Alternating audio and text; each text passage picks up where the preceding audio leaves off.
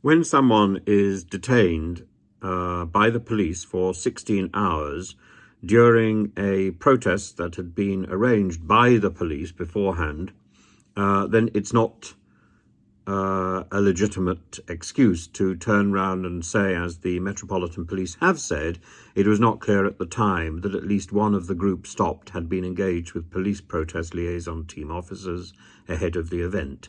The protest liaison team were not the arresting officers, nor were they present in St Martin's Lane at the time of the arrest. This is madness. We live in a world that is controlled by computers.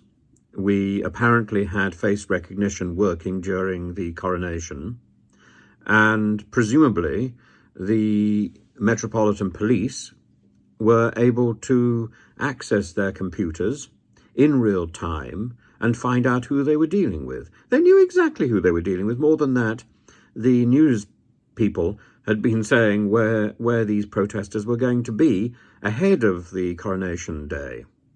So for the police to turn around as they did and say, well, the people who were doing the arresting didn't know who they were dealing with is farcical.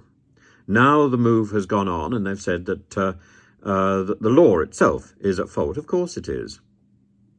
And people are saying, well, poor police, they've got to interpret this new law very quickly, very speedily, on the hoof. Of course, they're going to make mistakes. But I hope a serious payout is coming to Graham and the people in Revolution. It's, as I say, I have to stress, I'm not a supporter of the anti-monarchist movement, but I am a supporter of free speech because I think that catapults us into a proper debate. And if that free speech and if that opposition is not provided by the opposition of the day, that is the Labour Party at the moment, and if the government of the day, that is the Conservative Party, is not engaging with opposition, then it needs to be held in the street or held in the newsrooms or done on television by engaging reporters. I don't think Laura Newsberg is particularly demanding. We need a Paxman. We need somebody who is going to demand that ministers are held to account. They're going to hold ministers to account because the opposition isn't doing that job. When the opposition does its job, the journalists can retire. The protesters can park their placards. But if the opposition is not doing its job, this is why it is so important that the present Conservative Party is brought into line.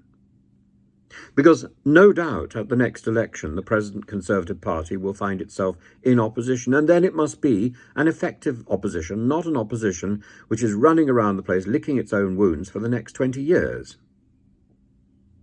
We don't want to be constantly facing this position where we have a government that is ineffective because it cannot be bothered to scrutinise its own legislation, and because it is putting out knee-jerk legislation and sloganising rather than debating the issues.